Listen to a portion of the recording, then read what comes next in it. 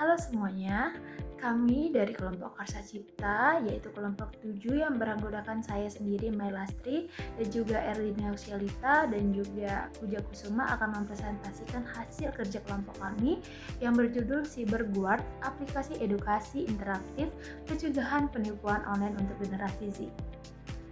Latar belakang, kasus penipuan online meningkat setiap tahun. Generasi Z adalah kelompok korban terbanyak. Banyak mahasiswa aktif menggunakan internet tetapi belum paham keamanan digital. Edukasi saat ini cenderung pasif dan kurang menarik. Permasalahannya, minimnya media edukasi keamanan digital berbasis interaktif, modus penipuan semakin realistis dan sulit dibedakan. Generasi Z cepat percaya dan kurang cek detail. Banyak yang tidak tahu cara melaporkan penipuan. Solusi program Cyberguard, aplikasi yang menyediakan simulasi penipuan online, kuis dan tantangan, informasi digital ringkas, panduan lapor resmi, sistem poin dan badge untuk motivasi belajar. Tujuan program meningkatkan kemampuan mengenali penipuan, melatih respon pengguna dalam memahami kasus digital, menyediakan ruang belajar yang menarik, sederhana dan interaktif, membantu masyarakat melapor penipuan dengan mudah. Lalu, analisis masalah dan kebutuhan. Identifikasi modus penipuan online yang sering muncul, link hadiah palsu, kurir COD palsu, dan juga WA kena hang lewat OTP. Survei dan wawancara dengan target pengguna, mahasiswa dan pelajar SMA untuk memahami pengalaman dan kebutuhan mereka terkait keamanan digital. Oke, selanjutnya itu adalah sasaran penggunaan ya. Di sini kami menargetkan untuk mahasiswa dan juga pelajar. Dengan rentang usia, itu remaja usia 15 tahun sampai dewasa 25 tahun. Lalu penggunaan dari marketplace dan juga medsos. Juga sasarannya itu masyarakat umum yang sangat rentan sekali akan penipuan online. Lalu kami juga mengkonsepkan untuk desainnya, yang mana di sini perpaduan warna dominan biru, yang berarti melambangkan keamanan dan juga kepercayaan dengan tampilan sederhana, lalu mudah dipahami, ikon yang jelas, dan juga tampilan menu, tampilan besar dengan navigasi satu kali sentuh, simple dan juga sederhana. Lalu untuk menu utama dari aplikasi ini yaitu ada 5. Pertama, simulasi penipuan, lalu selanjutnya ada kuis dan tantangan, ketiga itu info cyber, keempat lapor penipuan, dan juga yang kelima itu leaderboard. Nah, di sini fitur pertama simulasi penipuan menampilkan chat palsu yang sangat mirip dengan kejadian asli.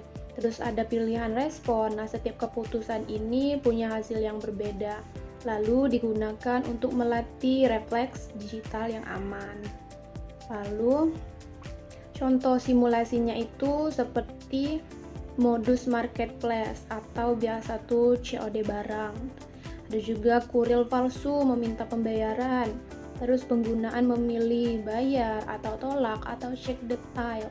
Modus link phishing. Terus pesan bank palsu berisi link verifikasi. Ada juga yang pengguna memilih ada tuh tulisan klik atau abaikan atau hubungi bank resmi. Nah, ini contoh simulasinya ya. Lalu selanjutnya itu ada feedback simulasi. Nah, jika jawaban benar akan diberi poin dan juga ada penjelasan. Lalu jika ada jawaban yang salah atau kurang tepat, maka akan diberi peringatan dan juga alasan kenapa atau berbahaya nggak sih untuk ini gitu. Lalu selanjutnya itu terdapat indikator level keamanan penggunaan. Level keamanan pengguna. Lalu yang kedua itu tadi ada fitur kuis dan tantangan. Nah, di sini pertanyaannya memuat berdasarkan kasus nyata. Dengan penggunaan itu ada level dasar, menengah, tantangan menggunakan gambar, chat, dan juga contoh real. Nah, pengguna dapat mengumpulkan skor untuk terus belajar gitu ya. Dilihat jika skornya tinggi, berarti dia sudah ke dasar level yang lebih tinggi. Jika skornya kurang, berarti perlu lagi untuk yang namanya pemahaman lebih lanjut mengenai ini. Selanjutnya itu contoh soal ya. Ini ada contoh soalnya.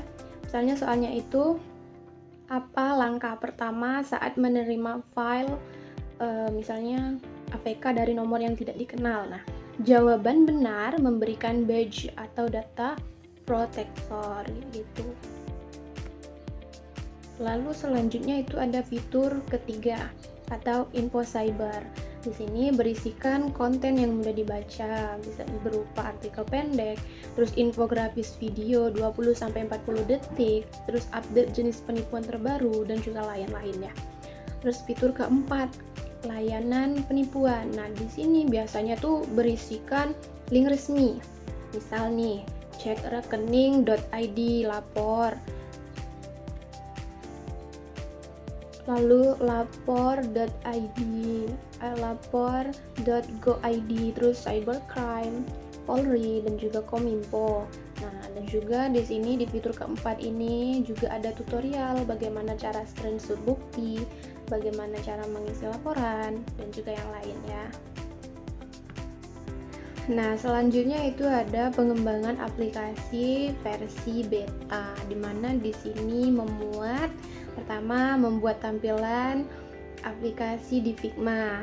Lalu yang kedua itu mengetik ulang dialog penipu untuk simulasi chat. Dan yang ketiga menyiapkan soal kuis, artikel pendek, infografis, dan juga video edukasi. Lalu selanjutnya itu ada uji coba lapangan. Kami melakukan uji coba pada 25 orang mahasiswa dan pelajar SMA. Lalu mengamati cara pengguna menggunakan aplikasi dan mencatat umpan balik dari mereka. Lalu kami menggunakan black box testing untuk memastikan semua fitur berfungsi dengan baik. Selanjutnya melakukan uji kelayakan materi oleh ahli pendidikan dan keamanan digital. Terus mengukur pengalaman pengguna melalui angket, wawancara, dan observasi. Lalu kami juga melakukan free test dan post test untuk mengukur perubahan pemahaman pengguna tentang kemampuan dari digital. Nah, terus yang selanjutnya itu ada evaluasi dan revisi, di mana kami melakukan 2 tahapan, yaitu pertama menganalisis data kuantitatif berupa skor kuis, hasil dari free test dan post test, dan juga data kualitatif atau berisi komentar, saran, dan keluhan dari pengguna. Terus yang kedua itu kami memperbaiki dan menambahkan fitur berdasarkan masukan pengguna, bisa dengan memodifikasi warna atau bubble chat atau kecepatan aplikasi, scrollingnya, dan juga durasi video. Yang saya akan lanjutkan yaitu tentang fitur 5. Itu ada peningkatan penggunaan berdasarkan skor. Jadi ada birthday mencapaikan bisa dibagikan ke media sosial.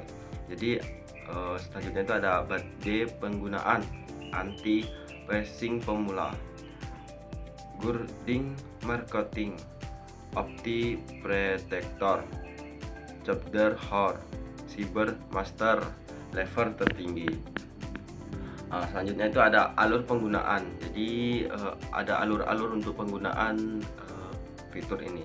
Jadi yaitu 1, buka aplikasi. Jadi yang kedua itu login cepat, pilih simulasi dan kuis. Selanjutnya itu ada nomor 4, mendapatkan poin. Nomor 5 itu ada naik level. Untuk selanjutnya itu ada lihat info siber. Yang terakhir itu ada gunakan fitur laporan bila diperlukan. Selanjutnya itu ada teknologi penggunaan. Itu ada UI dan UX via Figma. Fitur konten Fabulous database, Coldube stok untuk konten edukasi. Jadi selanjutnya itu ada uji coba. Jadi di sini pasti ada uji coba penggunaan mahasiswa dan pelajar. Jadi observasi, respon, dan pemahaman.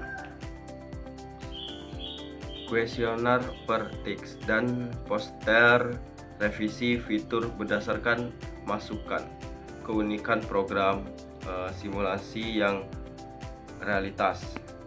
Gunakan berdasarkan penggunaan, bukan teori, konten ringan dan cepat dipahami. Edukasi dengan gaya belajar anak muda sekarang. Selanjutnya itu dampak yang diharapkan. Jadi pasti dampak yang diharapkan itu ada penggunaan jumlah korban penipuan digital. Mahasiswa lebih kritis dan waspada, lingkungan kampus yang lebih aman, masyarakat terbiasa melaporkan penipuan.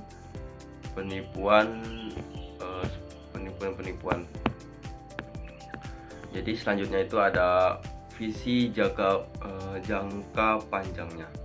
Jadi menjadi aplikasi edukasi digital nasional, menjadi rujukan literasi keamanan siber. Itu ada terintegrasi dengan lembaga resmi Kominfo, OJK. Jadi kesimpulannya itu ada cyber with menjadi inovasi yang menggunakan edukasi, simulasi, dan gamifikasi untuk membangun kesadaran digital. Aplikasi ini aplikasi ini tidak hanya menjalani tetapi melatih penggunaan untuk siap menghadapi penipuan-penipuan di dunia nyata. Mungkin itu saja dari saya.